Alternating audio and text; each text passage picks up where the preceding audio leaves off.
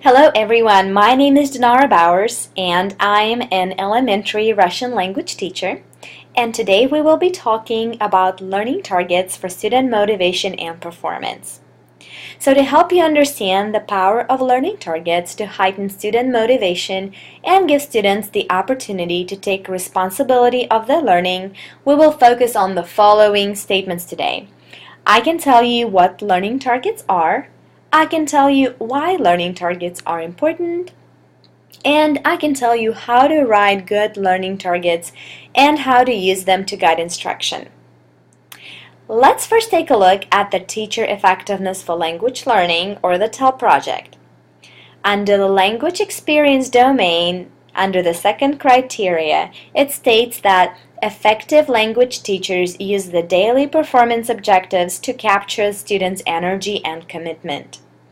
Under the third criteria of the learning experience domain, it also states that foreign language teachers share the sequence of learning experiences with the students. And under the planning domain, under the sixth criteria, it says that effective teachers use the backward design process to plan lessons that lead students to meet the unit performance objectives. So today we will examine the learning targets and what they are. We will talk about the importance of these learning targets. Then we will talk about the characteristics of good learning targets as well as how to write an excellent learning target. We will talk about the learning targets and how they affect our instruction. Once we have the learning targets, we will talk the logistics of the learning targets. What do you do with them? Where do you post them? How do you manage the process? And then we will talk about the learning targets within the lesson itself. At the end of the session, we will check for objectives. So what is a learning target? Learning targets are the statements of the intended learning based on the standards. We definitely want to make sure that our learning targets are referencing our standards. We want to make sure that they are intended learning that is based on them. That's something we want our students to accomplish, and that they're closely connected to what the students are learning. Learning targets are usually in a child-friendly language, and they're specific to the lesson for the day and are directly connected to the assessment. Some of the similar terms that our colleagues use are can-do statements or I can statements, students will or I will statements, as well as we refer to them as objectives. According to Brookhart, a learning target helps students grasp the lesson's purpose, why it is crucial to learn this chunk of information on this day and in this way. Let's first examine the types of learning targets. In the district that I'm currently teaching at, we have annual proficiency goals for every year and every level that the teachers are teaching the curriculum to. We want to make sure that our students walk away with meaningful language that they can speak to their peers, to their teachers, as well as to the strangers who speak the language. So based on our annual proficiency goals, we work closely with our team to create our curriculum. We create the curriculum based on the thematic units in our district, and we do not use any kind of textbooks. So our unit learning targets directly reflect the annual proficiency goals that we would like our students to reach.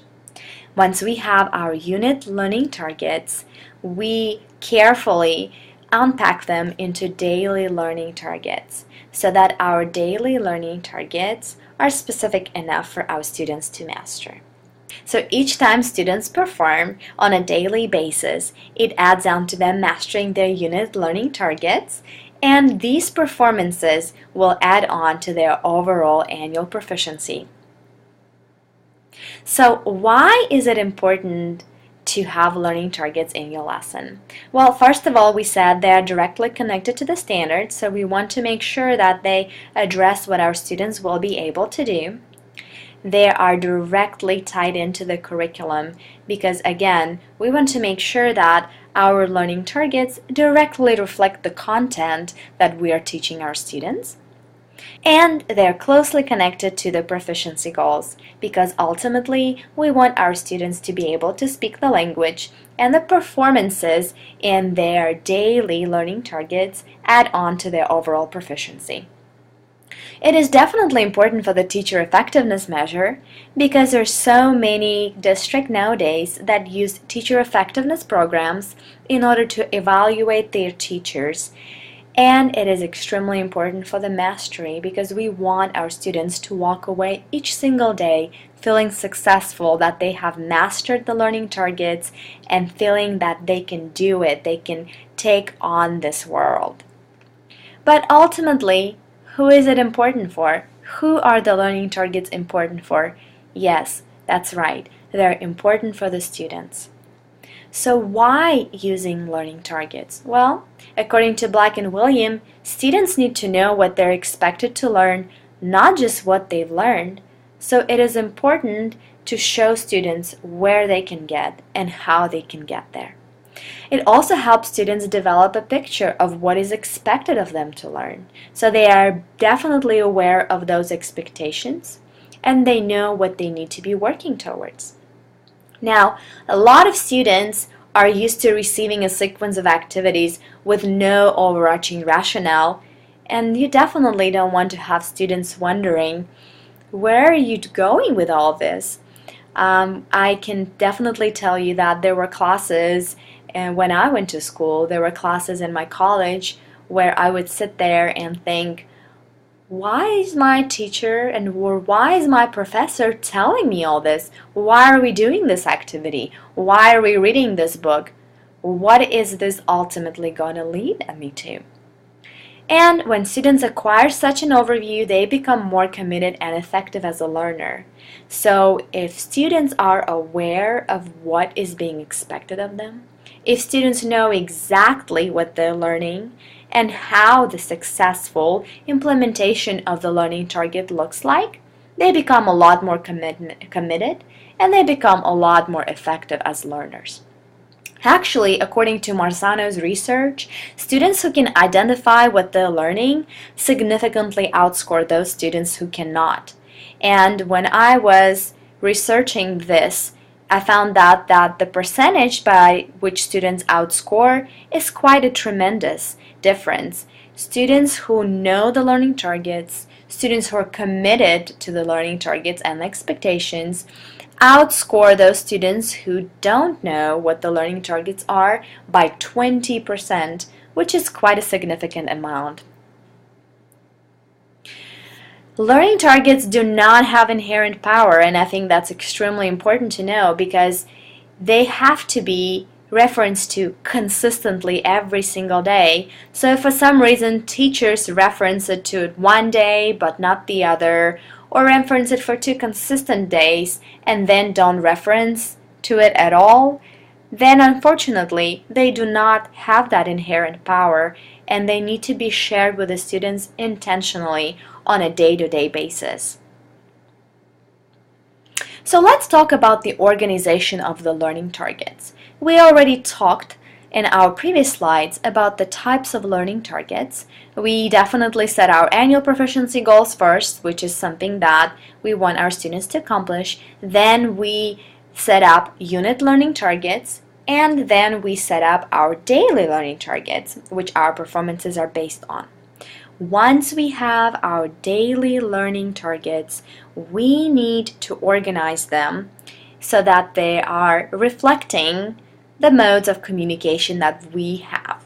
So, our learning targets usually are divided into interpretive targets, presentational learning targets, and interpersonal learning targets. So, let's take a look at the curriculum document that we are currently using at the school that I'm teaching at and just at the district overall.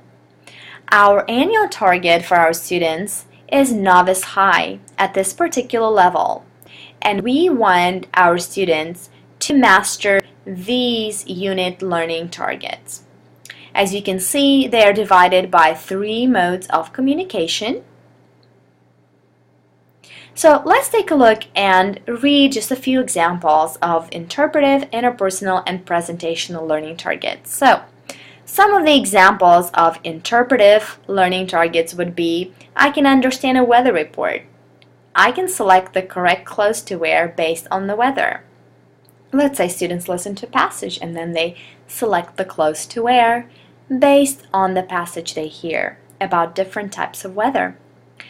Some of the examples of interpersonal can-do statements can be, I can ask and tell you which clothes I wear for different types of weather and why. I can ask you what you like to do and tell you what I like to do during each season. And some of the examples of the presentational can-do statements are, I can present a weather report, or I can describe my perfect day based on the weather, including what I do and what I wear. So now that we have our unit learning targets, we know exactly what we want our students to be able to do within that unit, within that semester. What makes a good learning target? And let's examine that together. So, well, first of all, they're connected to the standards and curriculum based. We already talked about that. They are appropriate for the proficiency level. Well, if you want your students to reach a novice high proficiency level, you definitely want to make sure that your learning target reflects that level. You don't want your learning target to sound like an intermediate level target because your students are not able to do that yet, so that target would be too high for them. You also don't want that target to be too easy because your students now are performing at a higher level and you want to make sure you're challenging them.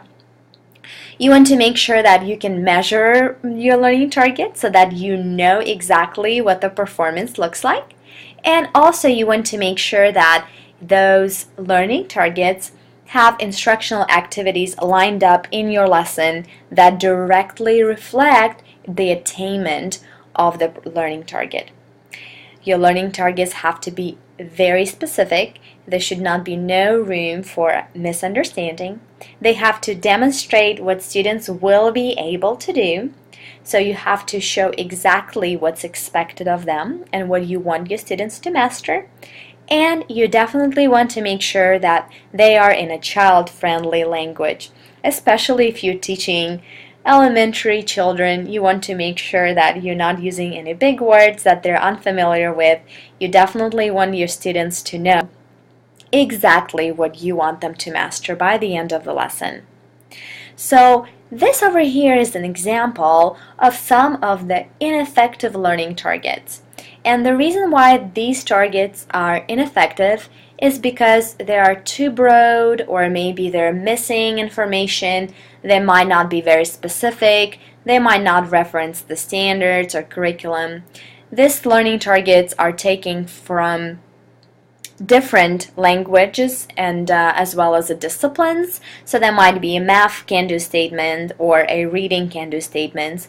So if you would like, examine these, and if you have a peer or colleague, discuss with your peer or colleague why do you think that those learning targets are ineffective. This second part of the learning targets, these are the learning targets that are a lot more specific. So these are the learning targets that reflect the curriculum more, and these are the learning targets that you might want to use for your lesson. One of the resources that I would like to share with you at this point is a list of global statements on the actful.org website, an American Council for Foreign Language Teaching and Learning. And these are the global statements that are divided by the proficiency levels. So if for some reason you do not have a curriculum in the district and you're using a textbook, you can definitely refer to those can-do statements. By no means are these can-do statements an exhaustive list. It is definitely something that you can use as a reference. However, they give a pretty good understanding of what the learning targets should look like at each level, as well as they're divided by the types of types of learning targets, and they're organized by the modes of communication, which can be very helpful. So again, if you haven't seen that, so please feel free to take a look, and hopefully this will be a useful resource for you. So now let's practice together. So let's take one of the learning targets from the unit that we are using. Since we already have those unit learning targets, we will focus on those. Our specific unit learning target for this unit is I can ask and tell you what clothes I wear for different types of weather and why. So let's take a look at this specific unit learning target, and let's try to unpack it together for the specific daily learning targets. So one of the first learning targets that I have listed on here, I have already unpacked it for you, is I can identify and or name different types of weather. Taking into consideration that our students' level of proficiency is a novice level of proficiency, I would like to start with my students first, naming different types of weather, and then they're going to learn how to name different clothes because they haven't learned that vocabulary yet and they don't have that information. So once they know how to say what the weather is like, as well as how to name different pieces of clothing, then students will be able to practice the language chunk. So the next learning target is I can tell you what clothes I wear. So here your students would probably be saying I wear shorts, or I wear pants, or I wear a dress. The next lesson learning target would focus on I can tell you what clothes I wear for different types of weather. So here we will combine the information from the previous lessons connected to the previous knowledge, and now we want our students to be able to say what clothes they wear for different types of weather. Then we're going to take it a little bit further, and here students will be able to tell us what clothes they wear for different types of weather and why. Okay, so here probably would be I wear shorts because it's hot, or I wear pants because it's cold outside. Okay? Once students are able to say that in a sentence, I would add in another learning target, and this time our students will be able to ask what clothes someone wears for different types of weather and why. So here we will work on the question.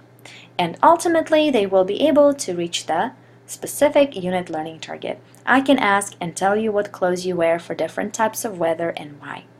So if I decided to make that unit can do my daily learning target, then that would definitely not work out well for my students because they would not have the vocabulary and they wouldn't have enough time to practice this because all this information is new for them. So they probably would feel extremely overwhelmed and would not be able to perform my unit learning target. So it is extremely important to make sure you know where your students are at, what level of proficiency they are currently at, and what level you would like them to be.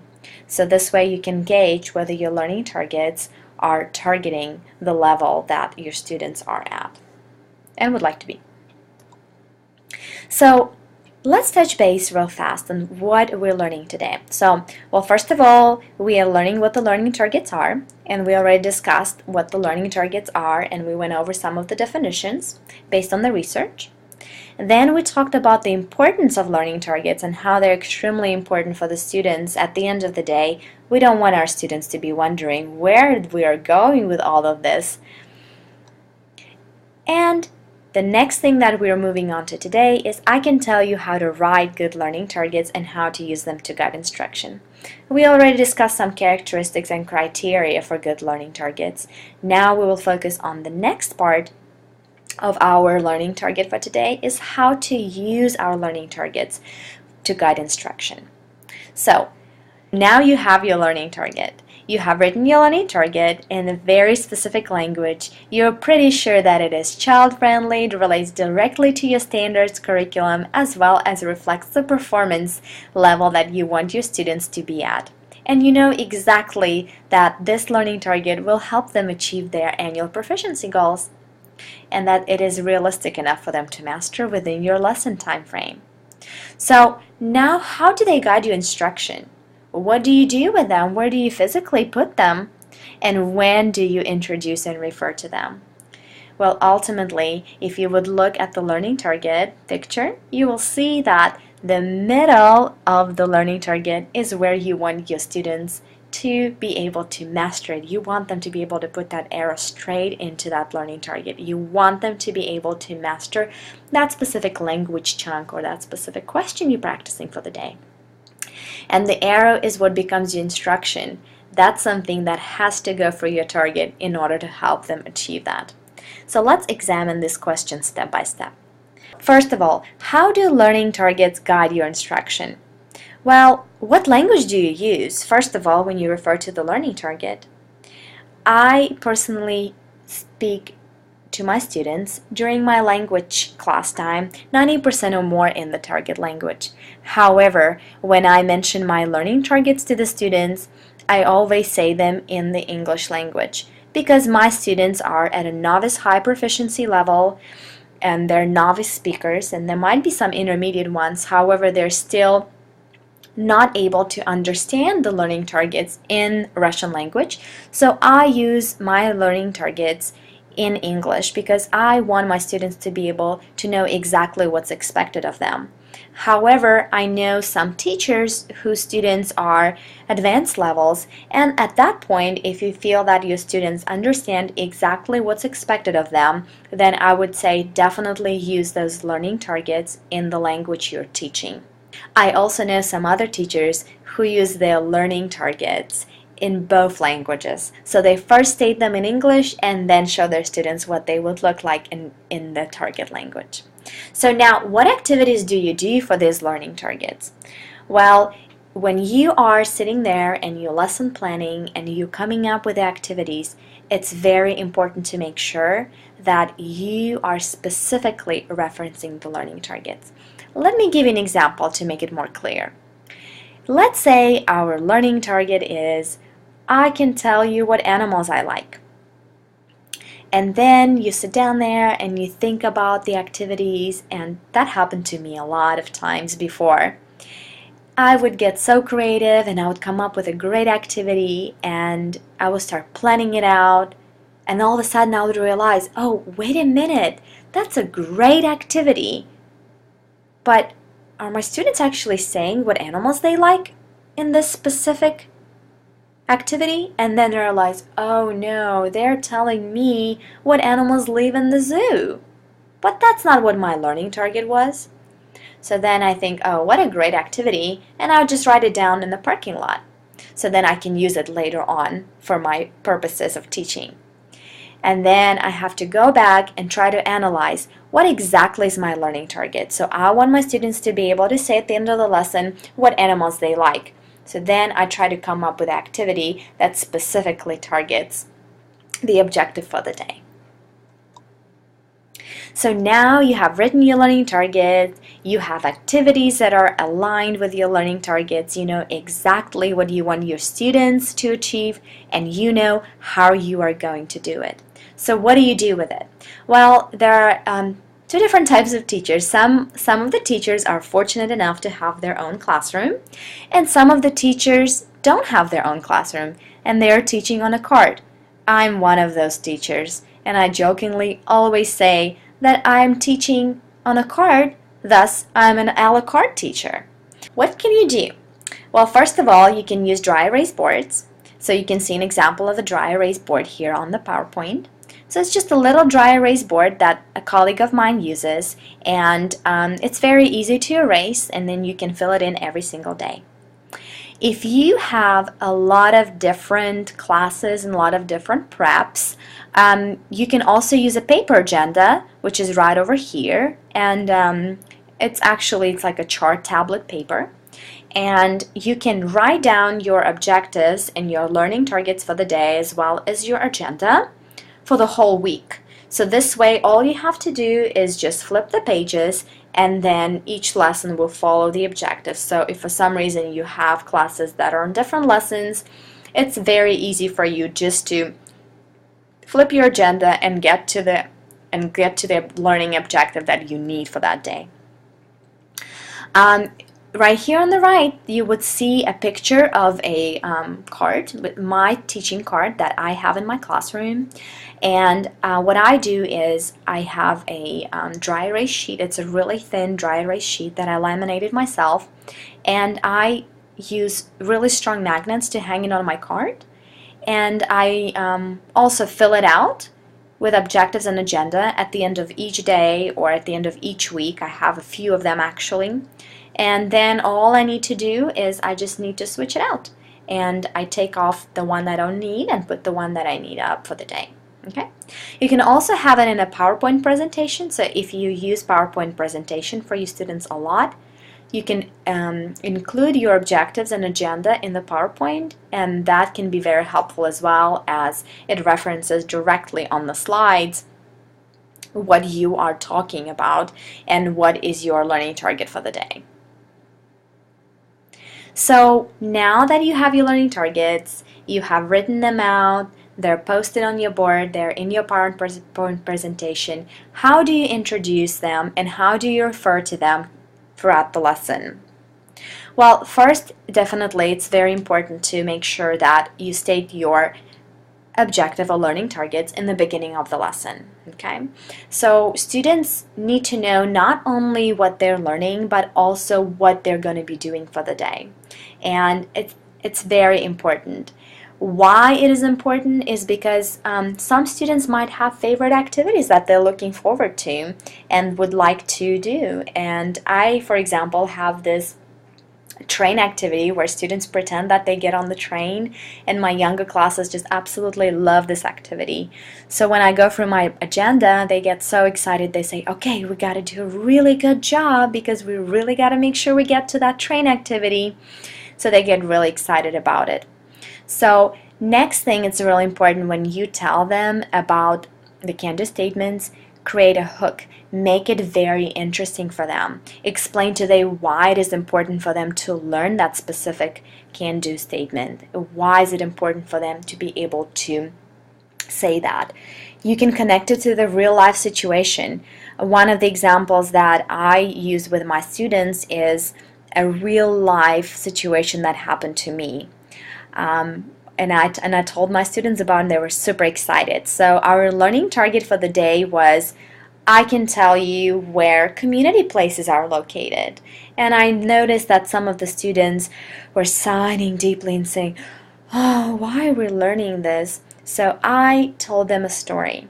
I told them that I don't only speak Russian, I also speak a little bit of Spanish. And one day when I was coming out of the restaurant, I've noticed that there was a young man in a panic looking for someone who speaks Spanish. So I offered him my help, and I told them that I had to explain this young man how to get to the hospital because his wife was in the car and she was choking on something, so he had to take her to the hospital right away.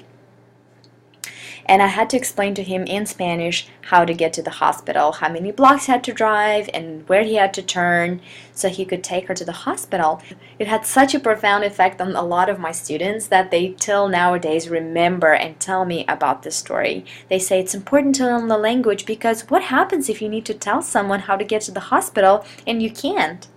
So students must not only see, hear, they must also be able to share the objectives. So make sure that you include a partner activity where your students turn around to each other and then they share the objectives with each other. You want them to really know what you would like them to master by the end of the lesson. You want to make sure that they are connected to the previous and future knowledge.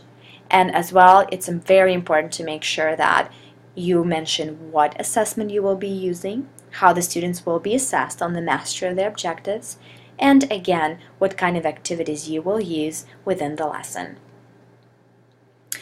Then you can also reference your can-do statements or your learning targets in the middle of the lesson. So first of all, it's very important to make sure that students are on track and are not somewhere in their happy land in their head. It's also important to make sure that there's no misunderstanding so that students exactly understand what's expected of them. And if there is some misunderstanding, it's a great time to correct that misunderstanding and put your students back on track. And of course, you will definitely check for your objectives or your learning targets at the end of the lesson. First of all, it's important to have some kind of a performance assessment, formal or informal, where your students are showing you that they were able to master the performance objective. This way, you can use that feedback to help you guide instruction. And another way to get feedback is to check for understanding. You can also have your students do some kind of a self-assessment and see how many students were able to master the objective, how many students feel comfortable with it, how many students might need more time to practice it, and some students may be struggling. So definitely use that feedback to help you guide your future instruction. So now let's check for understanding. So hopefully at the end of the session you are able now to tell what learning targets are, why learning targets are important, and how to write good learning targets and how to use them to guide instruction. Thank you so much for listening to the session, and if you have any questions and comments, please feel free to email me at dinarabowers@gmail.com.